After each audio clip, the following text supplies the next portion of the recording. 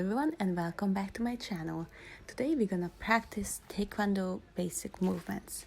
We are going to do some punches and some blocks, and we're gonna learn more about the sine wave movement.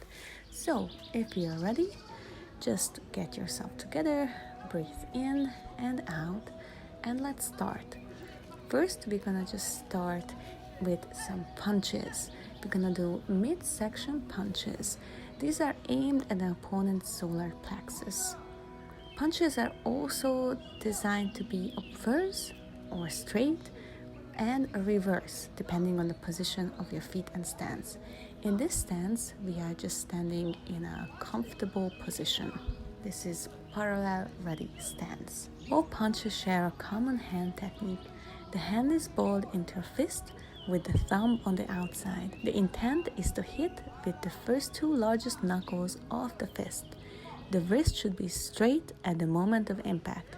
So for example, imagine a straight line extending through the middle knuckle all the way down through your forearm. The fist should move in a straight line towards the target. The fist is rotated during the movement so that at the moment of impact it snaps into place with the palm of the fist facing downward. This usually implies that the fist was initially chambered with the palm of the fist facing upward. There is this little circular motion that you do next to your belt. I'm not wearing a belt here, but you have to put the ready fist at your belt level. Sine wave is generated by coming up onto the balls of the feet and dropping the body's weight. It should be one shoulder width.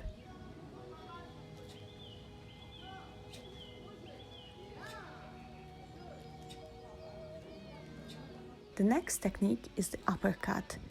It is performed upward, for example, to hit underneath the opponent's chin, and when you're performing it lower, the target is often the ribs. As you can see here, I'm moving both arms at the same time. I'm making a little circular motion with the rear arm. I'm turning it the same way I did it with just the regular forward punch. So we learned about the Sagi, which is the parallel ready stance. The weight distribution is 50-50. Movements may be performed in this stance. Sine wave is generated by coming up onto the balls of the feet and dropping the body's weight. It should be one shoulder width.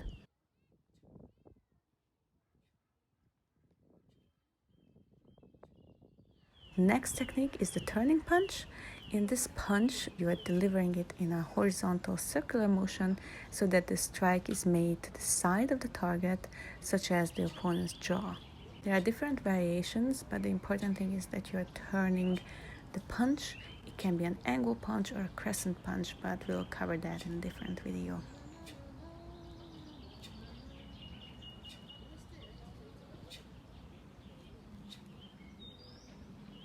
Now let's practice the sine wave. The sine wave motion is a movement unique to ITF Taekwondo. It is named for the mathematical concept sine wave, an oscillating up and down motion. The intent in Taekwondo is to create maximum power in one's technique by raising and lowering the body during the technique. This gives the sine wave style of Taekwondo a very bouncy look and feel.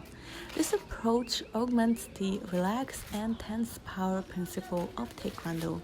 Not all Taekwondo schools and styles apply this, but in ITF Taekwondo, we do this. The basic motion of sine wave is down, up, down.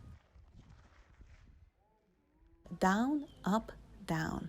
In other words, there is usually a downward motion first, followed by an upward motion, and ending in a downward motion. The down, up, down motion is often illustrated in an exaggerated way to make it clearer. In practice, many schools teach that the motion should be slight, not exaggerated. The next stance is the walking stance, called gunun Sagi in Korean. The weight distribution is 50-50. Movements may be performed in this stance. The sine wave should be generated by coming up on the balls of the feet and dropping in the body's weight.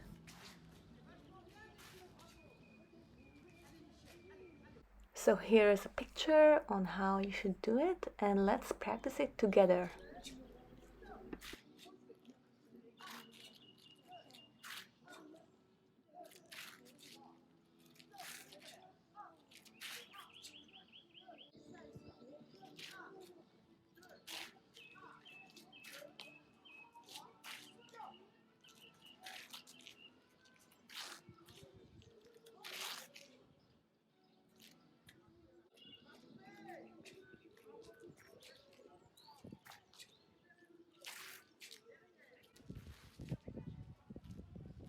This next stance is called ninja Sagi. The rear leg is bent and the forward leg is almost straight. It's shaped like an L, so it's called an L stance. The toes on both feet point inward slightly. The body is always either side or half facing in this stance. The weight distribution is 70% of the weight is on the rear leg.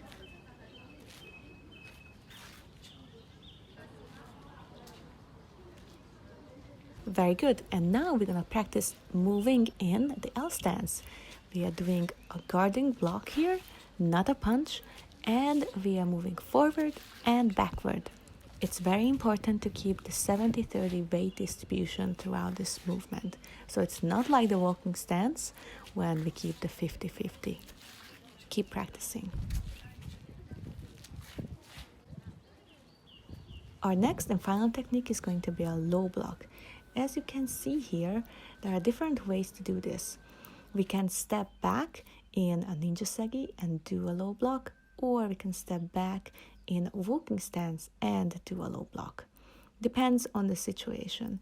When you are in ninja Sagi, you are not facing the front as you are doing it in walking stance, but you are facing sideways. Now get into a walking stance with a low block and do some punches forward and backward.